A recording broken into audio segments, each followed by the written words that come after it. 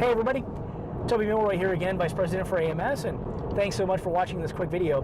I wanted to bring this quick motivational minute to you, I guess, because I've had an interesting experience over the last couple of days, and I wanted to sort of encapsulate that for you, because I think it teaches a really important lesson.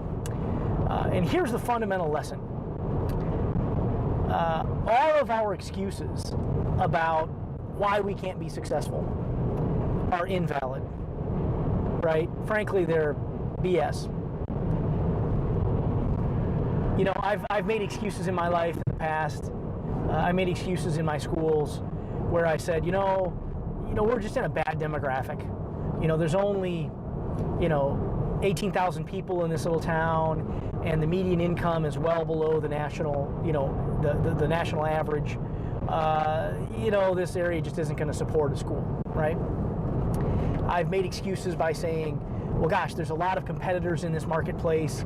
We're only getting, we only have 110 students because, the 25 other schools within a 10-mile radius are taking all of the prospective students out of the market, right? And what I found in each and every time is I was dead wrong. There's always a way to outmarket, outbrand, out-hustle the guy down the street. And in most cases, the guy down the street isn't really our big concern anyway. There are so many people out in the marketplace that don't know anything about martial arts. It's up to us to go get them interested in us, right, in our schools. So let me encapsulate sort of the scenario I'm describing. So fundamental premise number one is all of our excuses are invalid. So I had a call. One of our clients here at AMS was having some difficulty growing the school, and I offered to do a couple of coaching sessions with them so that I could help them build some fundamental systems in their school. They need some systems. They're operating sort of by the seat of their pants, and we need to fix that, or they're going to struggle forever, right? And so one of the things that this gentleman said, and this is a very nice gentleman, very conscientious instructor, is very concerned and very cautious and concerned about making sure that he maintains very high quality standards, and I absolutely support and agree with all of that. So his premise to me was this. His premise was, well, 15 years ago or 13 years ago or whatever it was, we did a great job of making sure that people in the market knew what martial arts was all about, and people really understood what martial arts was, and they were just really interested in it, and lots of people came into the school to sign up, and now we're just not seeing that. And even if that's true, and you're in that specific environment, if for some reason they aren't coming into your school, I would argue a couple points.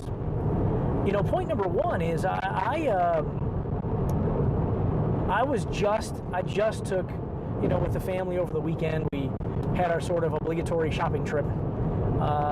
And I actually kind of like it, to tell you the truth. I get to spend some time with my wife and my 7-year-old daughter, and it's kind of fun walking through Target and talking about toys and cool stuff that you might not ordinarily be exposed to, and it's great kind of quality time with the family, even though we're out shopping. And I took some pictures while I was there, and I'll put them in a blog post below this video.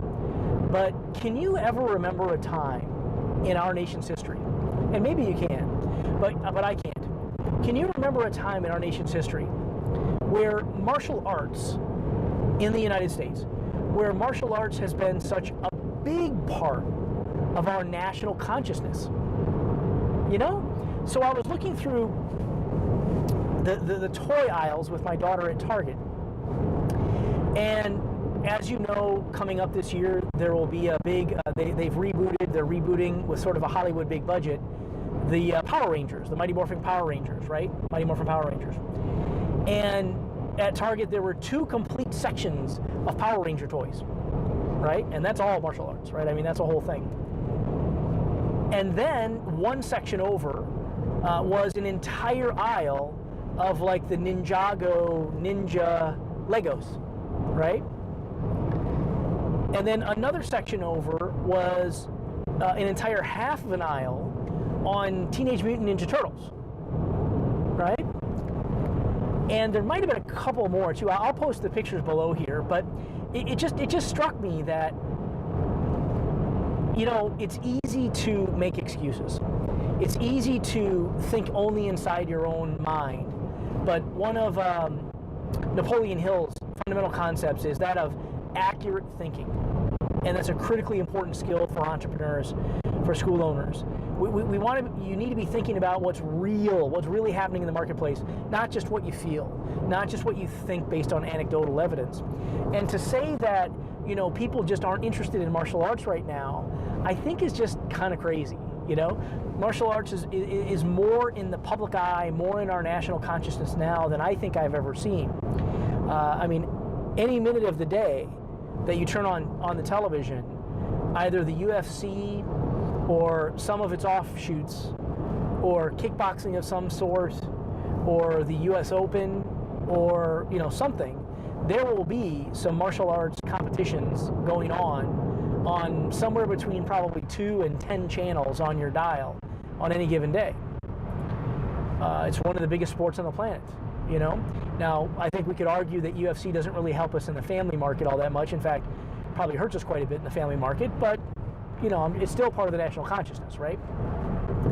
I think at the same time, if you look at the cable dial with, you know, Vice TV and El Rey and Spike and, you know, many of these others, again, there will be martial arts movies, martial arts television series, martial arts based entertainment all over the dial every day, every minute of every day. So I think the big challenge is not the national consciousness, it's your microeconomic, your local consciousness. You just have to go out and get in front of more prospective students and show them what you're all about. Because even with all this knowledge, even with all this, you know, martial arts in the social consciousness, we need to help them connect the dots. We need to help them connect how this type of an activity, how this type of a lifestyle is much more than just a sport, much more than just soccer, baseball, or football, much more than just what they see on television. But it's in fact something that can impact them positively for the rest of their life. That's our only challenge, in my view. It's our only challenge. If we can clearly describe to any human being on the planet what our martial arts can do for their child or for themselves, then enrolling them is not a problem at all, at really any price point, right? So I hope that that's useful for you. Just know that my motivational minute for the day is my excuses and your excuses are invalid, right? And almost all of the excuses that I hear, all of the challenges that I hear, if we're blaming other external factors, you're not doing yourself any favors. Internalize that control. Internalize control over your situation. And just go get in front of more prospective students and show them what you can do for them. If you can do that, if you can show them what your program can do, then believe me, you're not going to have any problems building an infinitely successful business that can support you and your family for generations to come. So I hope that's useful for you. Thanks so much for your time. I really appreciate it. We'll speak again soon. Thanks.